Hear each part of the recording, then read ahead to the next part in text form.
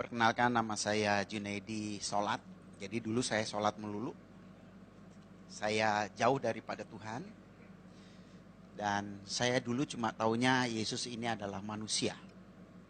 Kalau di agama saya namanya Isa Al-Masih. Ya, dan dia statusnya hanyalah nabi. Dan bahkan di dalam surat Ali Imran 57 itu nggak beda sama Musa, nggak beda sama Muhammad, nggak beda sama Adam gitu kalau di ajaran saya dulu. Dan saya nggak pernah mimpi menjadi seorang Kristen karena pegangan saya dulu adalah surat Ali Imran ayat 19, Inna dina indallahi Islam, agama yang diridhoi Allah hanyalah Islam, di luar Islam tidak ada agama yang diridhoi Allah. Dan dalam hati saya berjanji hidup mati saya tetap Islam apapun yang terjadi. Itu rencana manusia.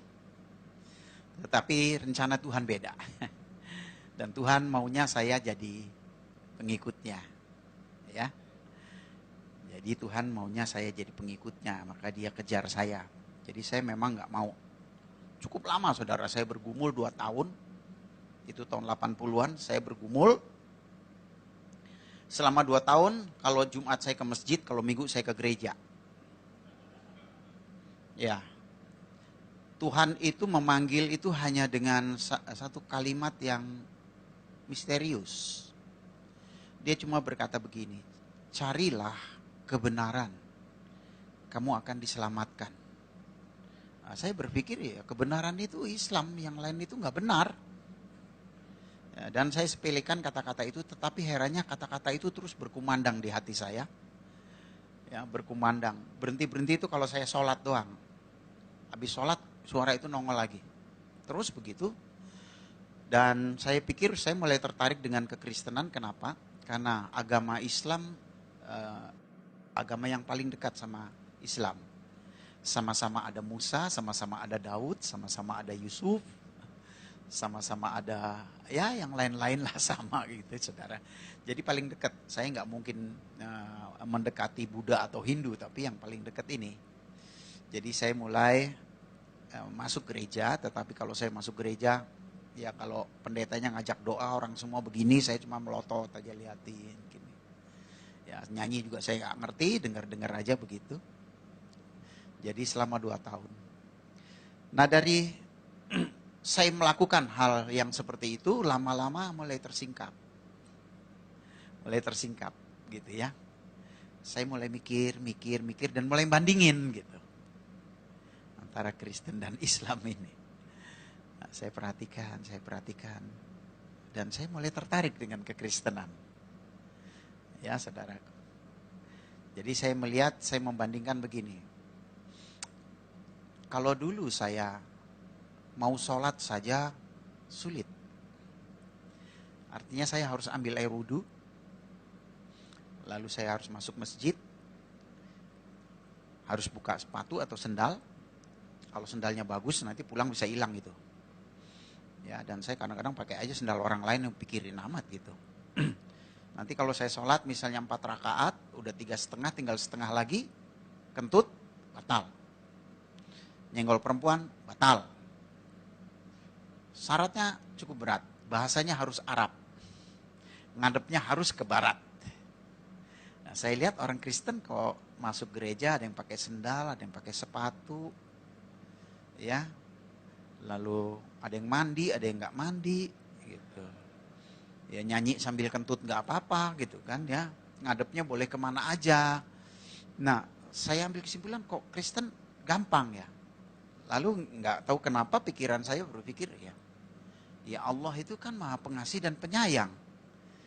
Kalau saya kan dulu mau makan, mau berbuat sesuatu selalu membaca Bismillahirrahmanirrahim. Yang artinya kita mengakui bahwa Allah itu Maha Pengasih dan Penyayang. Kalau Allah itu sifatnya pengasih dan penyayang pasti enggak nyusahin gitu. Dan saya lihat Allah yang enggak nyusahin itu di Kristen. Nah, di situ saya mulai tertarik. Ya. Nah, akhirnya saya mulai mengerti dua-duanya, apa itu Kristen, apa itu Islam. Tapi untuk mengambil keputusan enggak mudah. Kenapa? Ya, saya pasti akan kehilangan keluarga. Saya pasti akan dimusuhin teman-teman. Masjid saya itu cuma, ya ini rumah saya depan sana, 3 rumah saja sudah masjid. tempat saya suka beribadah. Ya, apa jadinya kalau mereka tahu saya jadi Kristen? Ya, belum lagi bapak ibu saya dan kakek saya itu namanya Kiai Haji Abdul Ghani, punya pesantren terbesar di Lampung. Jadi bisa bayangin situasi saya ya seperti itu.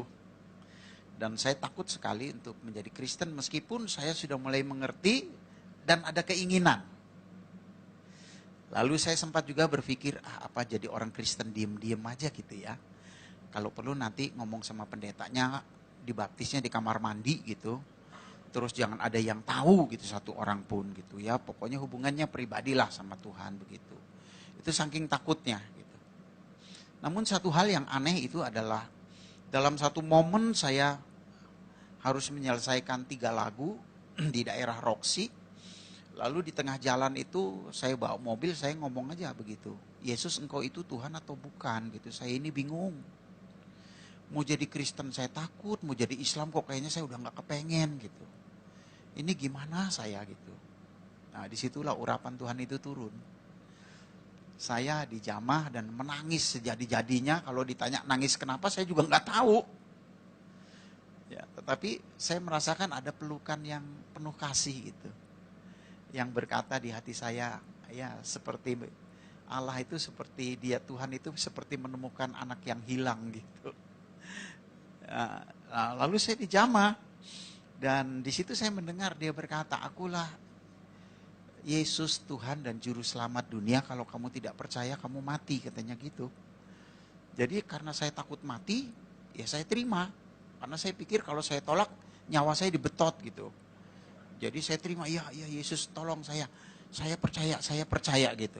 Nah habis saya ngomong begitu tuh seperti ada beban yang lepas gitu. Ya rasanya lega banget.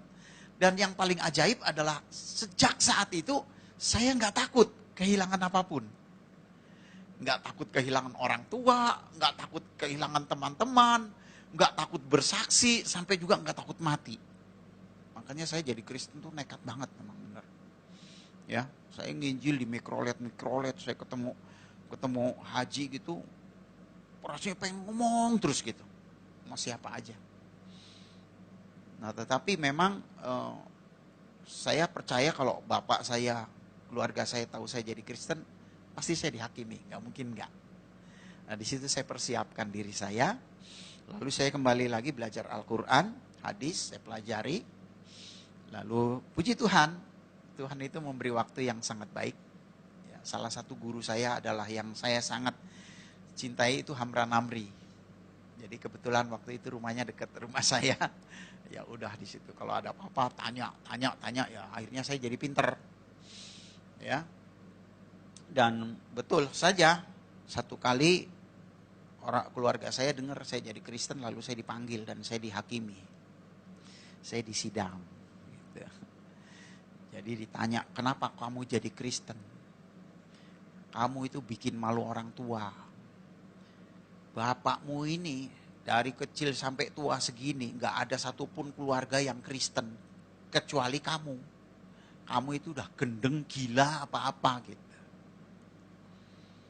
Ya saya jawab, saya jadi Kristen karena Muhammad yang nyuruh. Gitu. Ya karena saya udah belajar, saya tahu. Jawabnya mesti begitu, baru nanti dia kan pasti cari tahu. Ya, saya bilang kalau saya bilang saya jadi Kristen karena Yesus, bingung nanti dia, itu kan pengalaman pribadi. Tapi kalau karena Muhammad yang nyuruh, nah dia penasaran, ya suruh buktiin gitu. Oh, saya buktiin, saya bilang kita ini kalau sholat selalu baca ayat Al-Fatihah. Kalau 4 rakaat berarti 4 kali, kalau 2 rakaat ya 2 kali, kalau 3 rakaat ya 3 kali baca Al-Fatihah. Di baris keempat dan kelima dikatakan begini, iya kana budua iya kana stain, ihdina sirotol mustaqim. Kepadamu kami menyembah, kepadamu kami meminta pertolongan. Tunjukkanlah kami jalan yang lurus. Jadi minta petunjuk jalan yang lurus. Saya bilang saya dari kecil sampai seumur ini, kalau sholat selalu minta petunjuk jalan yang lurus. Padahal jalan yang lurus itu ada di dalam Al-Quran gitu. Di ayat mana katanya gitu. Sudah lihat, kiai aja gak ngerti saudara. Ya, saya bilang di surat Az-Zukhruf ayat 61. Kayak apa bunyinya? Wa innahu la ilmu lisaati fala tamtaruna biha wattabi'uni atsa siratal mustaqim. Sesungguhnya Isa Al-Masih benar-benar memberitahukan hari kiamat. Janganlah kamu ragu-ragu tentang hal itu, ikutlah kepadanya karena dialah jalan yang lurus. Jadi ya jalan yang lurus itu Isa Al-Masih, saya bilang, bukan Muhammad. Saya bilang, kalau ada satu ayat aja Muhammad berkata, akulah jalan yang lurus, saya nggak mungkin ikut Isa Al-Masih, saya bilang. Gitu. Nah, di situ debat lagi. Kamu perhatiin ayat ini, katanya di sini, nya ini huruf besar bukan huruf kecil, ikutlah kepadanya. Nya di sini yang dimaksud Allah, kamu boleh percaya Isa Al-Masih, tapi jangan jadikan dia Allah, karena Allah sama Isa Al-Masih beda, katanya begitu. Nah, saya kasih tahu lagi dalam surat Luqman, ya, surat yang ke-34 ayat 4 dikatakan, yang tahu hari kiamat adalah Allah. Jadi surat Luqman berkata yang tahu hari kiamat Allah. Surat Az-Zukhruf yang tahu hari kiamat Isa Al-Masih. Kalau gitu Isa Al-Masih dan Allah itu sama-sama tahu. Gitu. Kan gak ada satupun yang tahu hari kiamat itu kapan. Kecuali Allah dan kecuali Isa Al-Masih. Lalu terjadilah debat dan akhirnya bapak saya nyerah dan saya diusir. Tadinya saya mau dibunuh juga itu. Tapi saya diusir dan tidak diakuin sebagai anak. Ya, itu yang terjadi. Dan akhirnya dia kasih tahu sama semua keluarga dan nggak boleh ada yang terima saya. Tapi saya bersyukur kesaksian itu cukup lama dan banyak yang mendengar. Dan 7 tahun kemudian bapak saya tiba-tiba ketemu saya. Dia datang ke rumah sore hari. Saya terkejut waktu itu saya dari luar. Nah, saya bilang, bapak kapan datang? Dari tadi pagi katanya. Ada apa pak? Saya mau cium tangannya, biasa kan kalau kita cium tangan gitu. Dia tepis, gak usah katanya gitu. Terus saya bilang, ada apa pak kesini? Mau ngomong katanya. Ngomong apa? Ngomongin agama katanya. Lo kan dulu udah. Aku tambah bingung katanya. Gitu. Ya saya bilang ya jangan bingung-bingung pak.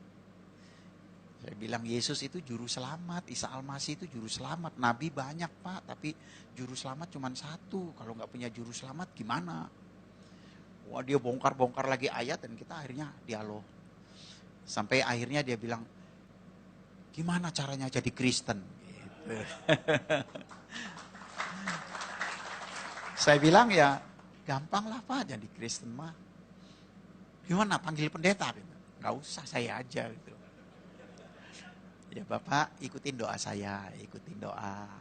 Terus saya bilang, maaf ya Pak, aku boleh tumpang tangan di kepala. Ya boleh, silakan aja gitu. Tumpang tangan saya doakan dan dia terima Yesus saat itu. Dan dia menjadi Kristen. Dan saya bersyukur sejak saat itu keluarga saya satu persatu mulai menjadi orang percaya. Ya. Dan saya bersyukur juga teman-teman saya banyak yang jadi orang percaya. Termasuk Mus Mujiono itu.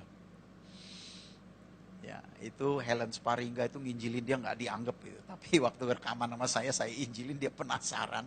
Akhirnya jadi Kristen juga. Ya, nah kita hari ini kita akan membahas satu tema. Yesus itu Tuhan atau manusia. Ya. Nah di dalam Amsal 19 ayat 2 dikatakan begini. Tanpa pengetahuan, kerajinan tidak baik. Orang yang tergesa-gesa bisa salah langkah. Ya, jadi sebagai orang Kristen harus punya pengetahuan. Ya, pengetahuan itu penting, merupakan dasar. Ya, nggak cukup hanya diurapi lalu ya terima Yesus percaya, harus punya pengetahuan. Karena pengalaman saya, ketika saya menjadi orang Kristen, saya sangat sayang banget sama orang Islam. Jadi hati saya itu tertuju sama orang Islam terus gitu. Dan saya punya cita-cita pengen punya satu gereja yang semua jemaatnya dari Islam. Itu cita-cita saya dulu. Terus saya doakan itu. Dan saya bersyukur sekarang fokus dipercayakan kepada saya Fokus itu adalah forum komunikasi umat silaturahmi. Dan semua jemaatnya 80% dari Islam. Saya kumpulin dari 8, 15, 30, sekarang hampir 700. Ya, dan saya hidup dengan iman. Manajemennya, manajemen 5 roti 2 ikan. Udah nggak pakai ini deh, kalau pakai ini mah aduh bangkrut. Ya, udah jalanin aja gitu. Pokoknya kalau perlu kita diminta berkorban, ya korban gitu habis-habisan. Tapi herannya saya nggak miskin-miskin tuh, aneh itu juga. Dan uang kasnya nggak kekuras-kuras, ya segitu-gitu terus, naik, turun dikit, naik lagi gitu. Unik gitu. Saya melihat Tuhan ini luar biasa gitu, ya dahsyat. Nah, saya ambilkan dari Yohanes 17 ayat 3. Demikian firman Tuhan. Inilah hidup yang kekal itu, yaitu bahwa mereka mengenal Engkau satu-satunya Allah yang benar, dan mengenal Yesus Kristus yang telah Engkau utus. Ayat ini sering kali dipakai oleh saksi Yehova. Karena orang saksi Yehova itu percaya kepada Allah, tapi Yesus hanya utusan. Nggak disembah sebagai Tuhan. Mirip kayak Islam, dan Islam itu sangat dipengaruhi dengan saksi Yehova. Karena pada waktu Muhammad itu menikah dengan Siti Khadijah, istri yang pertama itu agamanya Kristen. Tapi saya curiga Siti Khadijah ini Kristen saksi Yehova kayaknya. Iya, karena memberi pengaruh yang kuat sama Muhammad ini. Muhammad juga begitu, percaya Allah dan Muhammad itu utusan gitu. Jadi dia buat sebuah agama yang seperti itu. Ya, nah, Alkitab di sini jelas menulis ini adalah doa Yesus. Inilah hidup yang kekal itu. Kira-kira gini. Inilah kalau orang mau masuk sorga gitu. Ya, yaitu bahwa mereka mengenal Engkau satu-satunya Allah yang benar. Ini yang pertama ya. Mengenal Engkau, saudara. Kita semua sulit sekali bisa mengenal Allah. Tapi kita bisa mengenal Allah kalau Allah lebih dahulu memperkenalkan dirinya. Ya. Jadi memang seperti itu. Mungkin kita semua kenal Jokowi, Presiden Indonesia. Tapi secara pribadi kita mengenal dia sulit. Tapi kalau dia mau mengenal kita gampang sekali. Dia cari aja kita pasti ketemu. Dan kita senang kali dicari. Apalagi diteleponin dulu. Jokowi telepon, Junaidi, gue mau ketemu lu, makan yuk gitu. Oh senang banget saya itu. Nah, saudara pasti gitu. Ya, nah, sama. Jadi memang bukan kita yang mencari Allah, Allah yang mencari kita. Bukan kita yang memilih dia, tapi dia yang pilih kita. Jadi saya dipilih Tuhan, saya bersyukur sekali. Berterima kasih banget Tuhan pilih saya. Kalau enggak ya kacau ya saudara. Saya bayangin kalau saya mati di Islam. Orang Islam tuh kalau mati dibikin permen saudara. Dipocongin, tuh kayak permen itu kan. Ikat atas, ikat bawah. Telanjang bulat lagi. Udah gitu kepalanya dipeluntir ngadep ke Mekah. Karena kiblat mereka kan ke Mekah. Beda sama kita. Kalau kita mati pakai jas keren. Ngadepnya ke atas. Kan surga di atas, masa di samping. Betul nggak? Dan kita pakai pakaian pesta, keren loh. Kalau dia kan pocongin telanjang bulat gitu gimana? Apa bisa ketemu Tuhan dengan telanjang? Kita ketemu Jokowi pakai kolor aja nggak diterima. Ya kan? Itu satu gambaran. Kenapa kita kalau meninggal itu dipersediakan sedemikian rupa? Ya, di peti mati, ngadepnya ke atas. Wow, luar biasa. Jadi saya pikir-pikir untung saya enggak. Ya, saya dipilih oleh Tuhan. Kalau nggak dipilih, waduh, mau kemana ya saudara. Sulit loh saudara, nggak gampang loh orang percaya Yesus itu. Saya kalau boleh sombong sedikit, nggak pernah saya ngobrol sama orang Islam, entah itu kiai, entah itu ustadz, bisa menang sama saya. Saya berani taruhan, lu kalau menang gua nggak sembah Tuhan lagi, lu yang gua sembah. Nggak ada yang bisa menang saudara. Biar kalah belum tentu jadi Kristen. Betapa beruntungnya kalau saudara jadi Kristen. Makanya orang Kristen itu jangan cuma percaya Yesus, harus bangga punya Yesus. Saya bangga banget jadi orang Kristen, dipilih Tuhan. Wow. Ya, kalau saya boleh memilih, mas saya nggak pengen jadi Kristen. Jangankan masuk gereja, nginjek tanah gereja aja haram. Apalagi masuk gereja. Tapi Tuhan pilih saya. Dia panggil saya. Saya dijadikan orang percaya. Saya diajar, saya dituntun. Saya bersyukur, memang berat saudara ikut Tuhan. Tahun pertama sampai tahun ke-8 saya bangkrut, saudara, gak punya apa-apa. Ditinggalkan keluarga, dimusuhin teman-teman, bokek, mobil tinggal satu hilang. Hilangnya di gereja lagi. Betul-betul. Saya kadang-kadang waktu itu kalau masuk gereja, aduh, orang gereja enak-enak banget nyanyinya.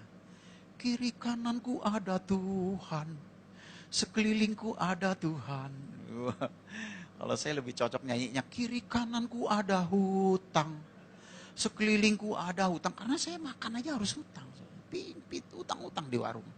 Sulitnya luar biasa. Tapi saya bersyukur, 8 tahun cukup ujian. Sekarang saya sudah melayani Tuhan 34 tahun. Dan Tuhan sangat berkati hidup saya.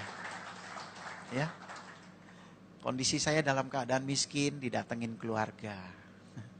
Mereka ngelewein semua. Lu si murtad. Lu si jadi orang kafir. Makanya lu dikutuk sama Allah. Sekarang kelihatan kan lu miskin, melarat. Ntar lu masuk neraka. Bukan cuma neraka, keraknya neraka. Tapi saya tetap bertahan. Kenapa saudaraku? Ada sesuatu yang luar biasa ikut Yesus. Biarpun saya susah. Tapi iman saya gak rontok gitu loh. Tetap aja. Bahkan banyak pujian di hati. Biarpun saya ngutang kiri kanan sulit gitu. Tapi damai sejahtera itu tetap ada. Tenang, damai. Dan punya iman yang sangat yakin punya masa depan yang baik. Dalam keadaan susah, melarat. Ya, begitu yang saya alami. Ya, sekarang saya sudah melayani Tuhan 34 tahun. Saya tidak kekurangan suatu apapun. Bahkan kalau boleh saya agak sedikit bermegah, tidak ada keluarga saya yang lebih kaya dari saya. Dalam materi, dalam banyak hal. Luar biasa ya. Karena bagi Tuhan itu gak ada yang mustahil. Asal kita setia saja, sungguh-sungguh pasti Tuhan buka jalan. Ya, banyak hal yang kita tidak mengerti dan Tuhan berikan itu. Nah, jadi kita harus mengenal Allah. Kekristenan bukan agama. Yesus datang ke dunia gak buat agama. Yesus datang ke dunia, kedua mencari orang berdosa, dan ketika orang itu menerima dia, orang itu menjadi bait Allah.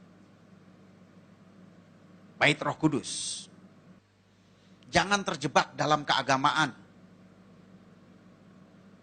Ya saudaraku, Yesus tidak pernah buat agama. Maka itu kalau kita nginjil, orang Islam suka bilang apa? Kristenisasi. Padahal bukan kristenisasi, selamatisasi. Karena kita tidak mengharapkan orang pindah agama kok. Ya. Seorang menjadi bait Allah, menjadi rumah Allah. Dan kalau dia menjadi bait Allah, Roh Kudus berkarya dalam hidupnya, dia pasti berubah. Dan kalau Tuhan merubah kita, bukan cuma kita yang heran. Orang lain juga heran. Makanya saya kalau ketemu Rano Karno, Herman Felani, teman-teman dulu, waktu saya main film, mereka suka tanya, Jun, gue heran, lu kok bisa jadi pendeta tuh gimana ceritanya? Saya jawab, jangankan lu heran, gue aja heran. Kenapa? Ada sesuatu yang heran. Hati kita gak melekat sama dunia. Dunia buat kita cuma sarana hidup. Ya, saudara punya mobil Jaguar keren juga, nanti kalau mati yang gotong L300 kok. Ya, jadi ya seperti itu. Saya punya rumah, kamarnya 5, saya gak pernah pindah-pindah di situ-situ aja. Ya kan? Apa ada saking kayanya kita makan apa ya? Beli arwana goreng yuk, kita beli ikan arwana yang harga 50 juta kita goreng. Enggak juga kan? Ya kan? Sederhana sekali sebetulnya hidup itu. Tapi alangkah indahnya selama kita hidup kita bisa jadi berkat. Dan itu hanya dimungkinkan kalau ada roh Allah di dalam kita. Ya, kita menjadi baitnya. Nah, setelah Allah memperkenalkan dirinya kepada kita, seharusnya kita mengenal dia. Balik. Itu namanya akrab. Ya, kalau kita nggak akrab susah, saudara. Harus bergaul karib sama Tuhan, ini penting. Ya, saya mau tanya dulu sama saudara. Allah kita sama Allahnya orang Islam sama nggak sih? Allahnya orang Kristen sama Allahnya orang Islam sama nggak?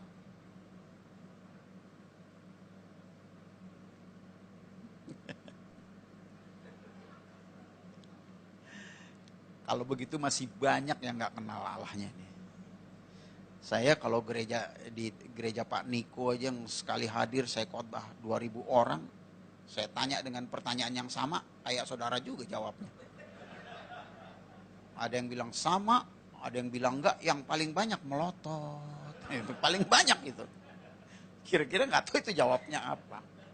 Nah, kita harus kenali Allah kita. Ya saudaraku. Sekarang saya tanya dulu, Allahnya orang Kristen itu apa? Hah? Saya kalau khotbah mengajar, saudara. Supaya orang Kristen kuat, mantap, bangga sama Yesus. Allahnya orang Kristen itu apa? Saudara percaya nggak Alkitab firman Allah? Amin? Apa buktinya Alkitab firman Allah? Apa buktinya? Karena Alkitab itu terdiri dari 6.000 nubuatan. Nubuatan itu artinya perkataan Allah yang iya dan amin. Semua pasti digenapi, gak mungkin enggak. Karena Allah kalau bicara, itulah yang terjadi. Dia berbicara, kamu akan dibenci banyak orang karena namaku tanpa alasan. Musuh seseorang adalah orang seisi rumahnya. Itu terjadi dalam hidup saya. Karena Allah sudah ngomong begitu duluan. Itu resiko. Ya saudara. Jadi yang benar itu adalah firman Allah. Otak kita ini udah banyak yang gak benar. Kenapa udah terkontaminasi dengan mikirin duit, rumah kontrakan, ya saudaraku, ya usaha. Jadi kadang-kadang Alkitab gak jadi standar, saudara. Orang Kristen Alkitab harus jadi standar. Karena yang benar itu adalah firman Allah. Yesus sendiri berkata, Bapa, firman-Mu adalah kebenaran. Jadi yang benar itu firman Allah. Kita ini udah banyak yang gak benar, saudara. Nah, karena itu sebagai orang Kristen, kalau kita ditanya, harus kembali kepada Alkitab. Itu pasti benar. Nah, apa kata Alkitab? Apa Allah itu? Yohanes 1 ayat 1. Pada mulanya adalah firman. Firman itu bersama-sama dengan Allah. Dan firman itu adalah, kalau gitu Allah itu apa? Firman. Kan gampang kan? Ditanya jawabnya ini pasti benar. Yohanes 4 ayat 24. Silakan dibuka. Allah itu roh. Jadi konsep keilahian atau kealahan orang Kristen, Allah itu adalah firman, Allah itu roh. Jangan salah saudara. Kenapa banyak orang Kristen seringkali bilang sama? Karena dia terkecoh dengan katanya. Tulisannya A-L-L-A-H. Orang Arab juga tulisannya begitu, A-L-L-A-H. Cuma dia membacanya, ngejanya beda sama kita. Kalau kita cukup Allah gitu. Kayak bercanda sama teman aja, Allah lu gitu aja tersinggung gitu ya. Kayak begitu, ringan gitu. Bacanya itu ringan. Tapi kalau mereka itu terpengaruh dengan bahasa Arab. Jadi nggak ringan, Allah. Nah gitu. Kayak orang Batak aja, orang Batak itu nggak bisa ngomong tebet, tebet. Kenapa? Karena terpengaruh dengan bahasa Bataknya. Sebenarnya yang mereka maksud itu. Cuma konsepnya yang beda. Nah, itu yang kita mesti tahu. Konsep keilahian, kealahan orang Kristen, Allah itu adalah firman, Allah itu adalah roh. Konsep orang Islam, Allah itu zat. Nah, saudara mesti tahu ya. Kalau gitu beda nggak? Beda. Kita firman dan roh, dia zat. Nah sekarang kalau zat-zat apa? Zat kan ada 3, padat, cair, sama gas, LPG. Tinggal masalahnya zat yang mana? Nah, ini mesti diperiksa. Nah, dengan pengetahuan itu kita mengerti. Oh, saudara lihat kalau mereka naik haji. Naik haji itu ngapain? Bertamu ke rumah Allah, bersilaturahmi. Mereka kalau naik haji, putar-putar Ka'bah. Sambil teriak, Allahumma la baik, la sarika la baik, gitu kan. Putar, setiap 7 kali putar pasti cium batu hitam. Hajar aswad, hajar itu batu, aswad itu hitam. Kenapa harus cium batu hajar aswad? Karena doktrin mereka, barang siapa mencium batu hajar aswad, itu sama dengan mencium tangan kanan Allah. Sama seperti anak datang ke rumah bapaknya cium tangan kanan, gitu loh. Jadi tangan kanan Allah di sana adalah batu hitam. Kalau tangan kanannya batu, kira-kira badannya apa? Iya. Kalau gitu zat apa? Padat. Supaya saudara ngerti, ini pelajaran. Jangan bilang sama, ya. Beda. Kalau gitu zat padat. Untuk nyium batu hitam, itu bayarnya 50 juta. Kenapa nggak kasih bininya aja 5 juta? Suruh dandan yang keren, ciumin sampai bengor. 50 juta saudara. Begitu saudara mau naik haji, DP separoh. Dan nggak bisa langsung bulan depan. 5 tahun, 7 tahun baru bisa naik. Iya kalau saudara panjang umur. Kalau mati, lewat tuh DP. Kemana larinya juga kita nggak tahu. Ya kita tahulah Indonesia. Kasihan saudara. Saya makin tahu sejarahnya tuh semakin kasihan. Makanya saya bertekad gimana supaya mereka mengenal Yesus. Tuhan yang benar ini. Gimana caranya gitu. Makanya dengan saya belajar gitu, nggak ada yang bisa menang gitu. Saya ngerti hal-hal seperti itu. Kasihan mereka. Ya terserahlah. Saya kalau khotbah di gereja tuh pasti begitu. Saya ngangkat keislaman. Karena saya latar belakangnya dari sana. Saya kasih tahu, pertama tujuan saya cuma apa? Jangan ada yang jadi mualaf. Lu kalau jadi mualaf, lu pasti ke neraka. Bukan kata saya, kata Al-Quran. Ya, surat Maryam 71. Wa in minkum illa wariduha akana ala robika hatman mahdia syuma munazila zinatoku wa arus zolim nafiha jitsia. Tidak ada seorang pun dari antara kalian yang tidak mendatangi neraka itu, karena itu satu kepastian dari Tuhanmu. Ini pasti masuk neraka, bukan kata saya, Quran yang ngomong. Atau surat Atin ayat 4 dan 5. Lakot kol aknal insana fil ansani takwim.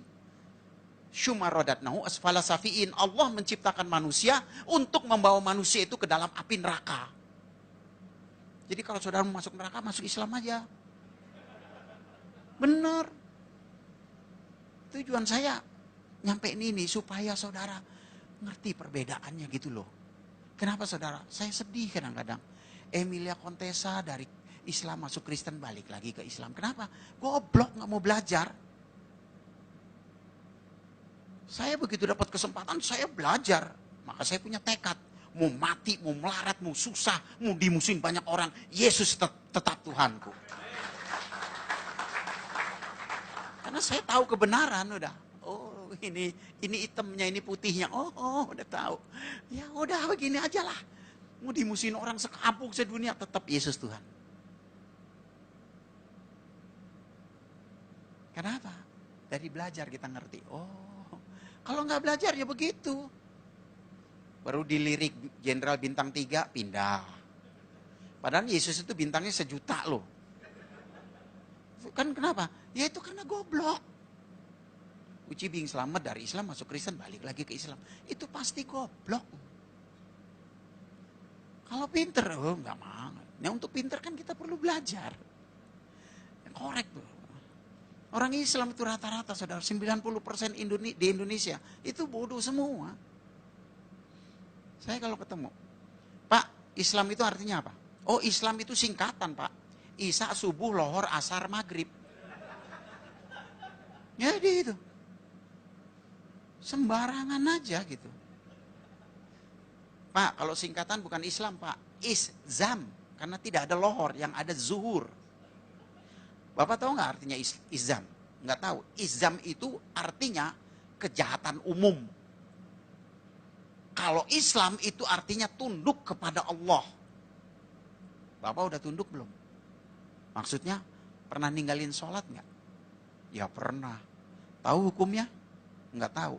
1 kali meninggalkan sholat hukumannya 10.000 tahun masuk neraka. Makanya Saifuddin kan bilang di YouTube, saya mah nggak sanggup jadi Islam. Kenapa? Iya, 1 kali ninggalin sholat 10.000 tahun di neraka. Mana kuat gua.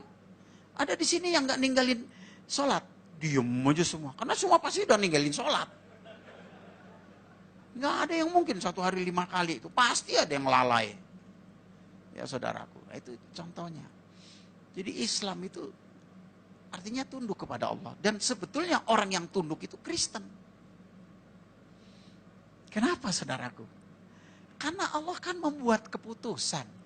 Supaya orang masuk surga harus lewat juru selamat. Dikasih juru selamat. Kan gampang banget sebenarnya ya. Ya kan? Tapi dia nggak tunduk. Yesus datang ke dunia itu kan keputusan dari Allah. Dia datang ke dunia itu kan keputusan dia. Cara dia bukan cara kita. Ya kan? Jadi yang kita ini sudah tunduk kepada Allah. Dan memang tanpa Yesus kita nggak akan bisa tunduk. Makanya doktrin kita Bapa, Anak, Roh Kudus.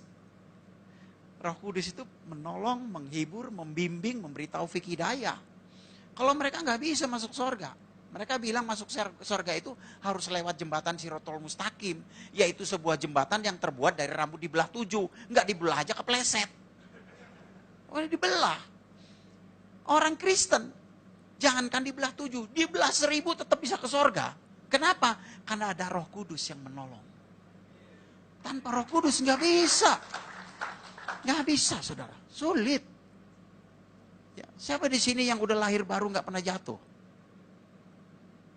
Pernah, semua jatuh. Dari perkataan, dari pikiran, dari jengkel segala macem, ngomongin orang, ya jatuh. Tapi kita ada Roh Kudus, biar jatuh nggak akan tergeletak, dituntun lagi, diingetin lagi. Itu hebatnya Roh Kudus. Ya, dia yang akan terus menolong kita sampai kita tiba di tempat Bapa di surga. Nah, Allah kita itu adalah firman, Allah kita itu adalah roh. Ya saudaraku, ini kita mesti ngerti. Kenali dia secara baik dan benar. Dan Allah kita itu sangat berotoritas untuk memilih. Dari mulanya ketika dia ingin menyatakan kasihnya, dia pilih sebuah bangsa namanya Israel. Betul nggak? Saudara percaya umat Israel pilihan Allah? Apa buktinya? Apa buktinya? Hah? Pertama, dalam Mazmur 147 ayat 19 dan 20. Di sana dikatakan Allah tidak pernah berbicara kepada bangsa lain. Hanya kepada Yakub, kepada Israel. Dan menyatakan hukumnya hanya kepada Israel. Artinya apa saudara? Tidak ada nabi yang berasal dari luar Israel. Itu buktinya. Jadi kalau ada orang ngaku nabi bukan orang Israel, itu pasti palsu. Saya nggak nyindir, cuma nyinggung aja. Ya. Kriteria nabi yang pertama bernubuat dan dinubuatkan. Muhammad apa yang dinubatin? Nggak ada, dia nggak pernah bernubuat, apalagi dinubuatkan. Yang ada dibuat-buat. Yang kedua apa? Mujizat. Itu kriteria Nabi. Muhammad apa mujizatnya? Kalau Yesus, banyak tertulis dalam Al-Quran. Ya, surat Al-Maidah 110, surat Ali Imran 49, mati bangkit, buta melek, lumpuh jalan, kusta tahir, tertulis. Kalau Muhammad, satu ayat aja nggak ada. Makanya saya kalau ngomong sama Ustadz, Pak Ustadz, saya siap masuk Islam. Asal tunjukin satu ayat aja Muhammad bikin mujizat. Nggak usah bangkitin orang mati, bangkitin ayam mati aja tunjukin ke saya. Gua masuk Islam lagi. Nah itu pentingnya pengetahuan, saudara. Ya, makanya orang Kristen tuh jangan cuma taunya ya haleluya sama puji Tuhan. Saudara tahu cerita itu? Ya? Ada dua pemuda, senangnya naik kuda, saudara. Hobi kuda. Satu kali yang satu beli kuda baru. Yang satu pengen nyoba. Dia bilang, wah keren banget kuda lu. Boleh gua coba? Silakan. Ya, mulai naik. Hus, hus, hus. Nih kuda diem aja. Kuda lo gua khususin kamu jalan deh. Ini kuda lain katanya. Cara jalannya gampang. Lu mesti bilang puji Tuhan. Lu bilang puji Tuhan dia pasti jalan. Makin teriak puji Tuhan makin kenceng dia. Terus berhentinya gimana? Haleluya. Oke deh, dia mulai. Puji Tuhan. Bener lah jalan. Puji Tuhan. Puji Tuhan. Wah kenceng banget. Wih keren. Dia bilang puji Tuhan. Di depan ada jurang, saudara. Duh, kaget tuh. Dia teriak haleluya. Berhenti. Shoot. Puji Tuhan. Puas masuk. Orang Kristen mesti punya pengetahuan. Amin. Jangan cuma bilang haleluya puji Tuhan. Jadi yang pertama, Israel umat pilihan yang pertama adalah tidak ada nabi yang berasal dari luar Israel. Yang kedua, umat Israel itu umat yang paling pinter. Siapa yang bikin listrik? Israel. Siapa yang bikin pesawat? Israel. Siapa yang bikin komputer? Israel. Siapa yang bikin telepon? Israel.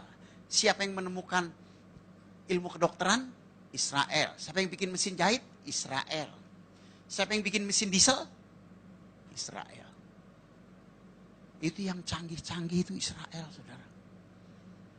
Arab bikin apa? Obat kuat.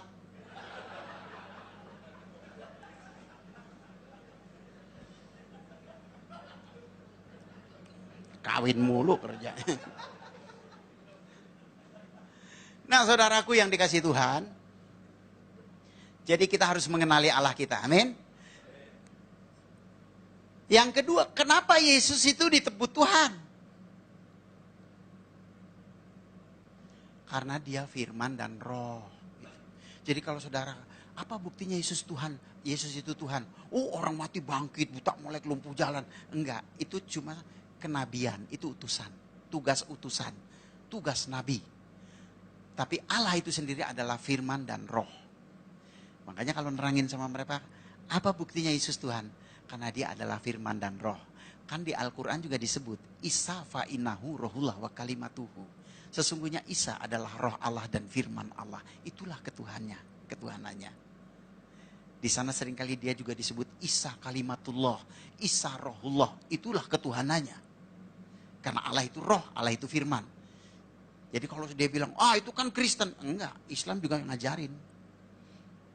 Kamu buka aja surat Al-Maidah 44-47. Di sana dikatakan, pengikut Injil harus memutuskan segala perkara sesuai dengan Injil. Quran lu aja nyuruh kok. Ya, jadi kita benar gitu loh saudaraku. Oleh sebab itu saudaraku, kenapa Yesus disebut Tuhan? Itu karena dia adalah firman dan dia adalah roh. Sebagai manusia pun dia unggul. Ya, ini yang terakhir. Di tengah dunia kita hidup, itu ada 3 agama samawi. Agama wahyu. Yang pertama Yahudi, yang kedua Kristen, yang ketiga Islam. Masing-masing punya pemimpin. Yahudi itu yang mimpin Musa. Kristen Yesus, Islam Muhammad. Nah kita bandingin nih pemimpin kita nih. Musa,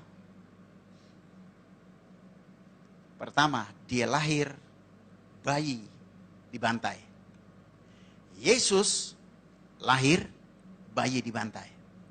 Karena itu ada kesamaan. Musa berkata, seorang nabi yang sama seperti aku akan dibangkitkan di antara saudaramu. Ya, Keluaran 18. Jadi sama seperti Musa, di mana samanya? Sama-sama ada bayi dibantai. Muhammad lahir, kambing yang dibantai. Nggak ada bayi dibantai. Yang kedua, Musa bermujizat. Yesus bermujizat. Muhammad nggak ada mujizatnya. Yang ketiga, Musa dipakai oleh Allah untuk membebaskan umat pilihan dari perbudakan Mesir. Yesus dipakai oleh Allah untuk membebaskan manusia dari perbudakan dosa. Muhammad dipakai apa?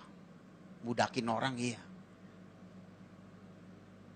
Ya, ini kita mesti ngerti loh ini.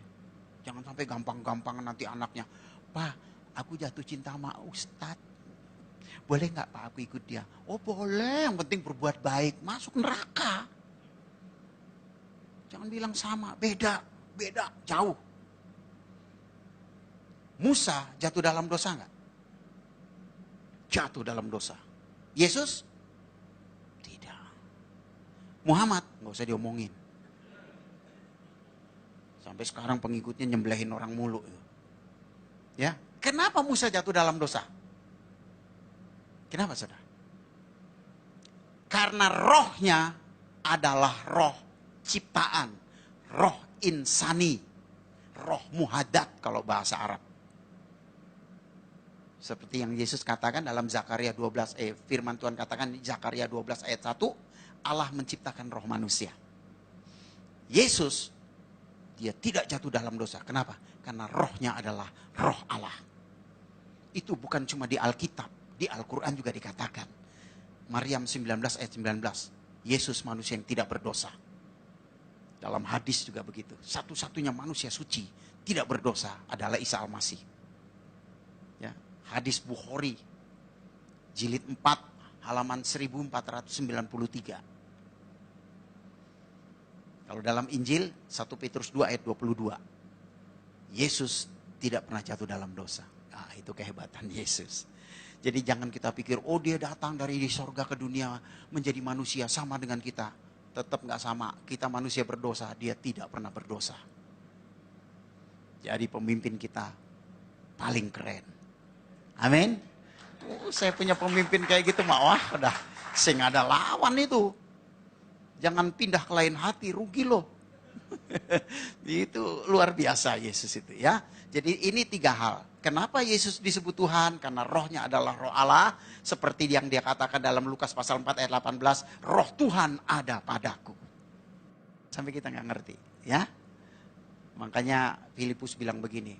Yesus tunjukkanlah Bapa itu kepada kami, itu sudah cukup bagi kami.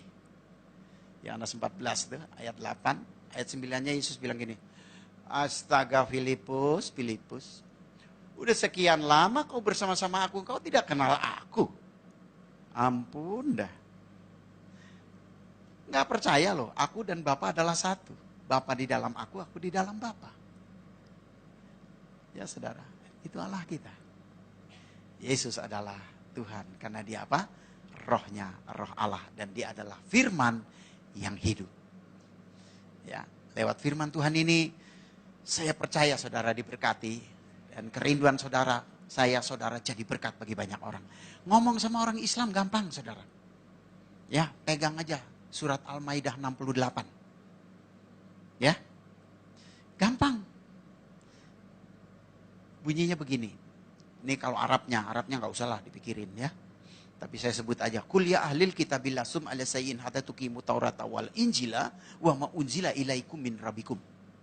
Hai ahli kitab, kamu tidak dipandang beragama sedikit pun jikalau kamu tidak menegakkan Taurat dan Injil.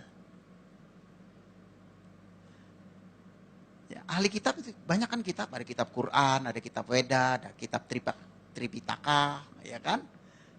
Masing-masing ada ahlinya kan? Tapi ahli saja kalau tidak menegakkan Taurat dan Injil tidak disebut orang beragama. Itu Allah mereka bilang. Jadi kalau orang nggak beragama apa namanya? Kafir. Mereka kan suka kafir-kafirin kita, nggak usah takut. Kalau dibilang kafir, puji Tuhan. Kenapa? Karena kafir itu artinya kaya akan firman. Itu saudara ya. Nah saudaraku, biarlah lewat apa yang sudah saya sharekan, apa yang saya nyatakan, membuat saudara semakin bangga punya Yesus. Amin. Saya nggak peduli saudara gerejanya di mana. Tapi mari kita sama-sama ikut Yesus dan jadi berkat bagi banyak orang ya. Lewat kehidupan kita banyak orang bisa mengenal Tuhan dan mengasihi Tuhan dan mencintai Tuhan dan diberkati oleh Tuhan ya. Tuhan Yesus memberkati. Amin. Kita tundukkan kepala, kita berdoa bersama-sama. Bapa, hamba sudah berhenti berbicara, tetapi Engkau yang tidak terbatas dengan ruang dan waktu akan terus berbicara dan memberkati setiap umat-Mu ini Tuhan. Di dalam perjalanan hidup mereka, dan apa saja yang mereka lakukan, selama hati mereka melekat kepadamu, Tuhan akan buat mereka berhasil dan beruntung sepanjang hidupnya. Karena Engkau adalah Bapa kami, Allah kami yang sanggup melakukan hal-hal yang ajaib, heran dan dahsyat. Dan rancangan-Mu bukanlah rancangan kecelakaan bagi kami, tetapi rancangan yang memberi masa depan penuh harapan. Hamba berdoa buat setiap mereka Tuhan. Satu persatu mari Tuhan tumpangkan tangan-Mu, urapi satu persatu dari batu kepala sampai telapak kakinya. Karuniakan kepada mereka hati yang terus-menerus diperbaharui dan selalu melekat kepada Tuhan. Karuniakan segala karunia yang mereka butuhkan di dalam pengiringan mereka kepada Tuhan. Perlengkapi mereka dengan karunia-karunia dari sorga untuk menjadi berkat bagi banyak orang. Terima kasih Tuhan. Terima kasih. Terima kasih Bapa. Engkaulah Tuhan dan Raja Maha Besar yang layak ditinggikan, diagungkan dan disembah. Di dalam nama Yesus kami sudah berdoa dan bersyukur. Yang percaya katakan amin. Tuhan Yesus memberkati.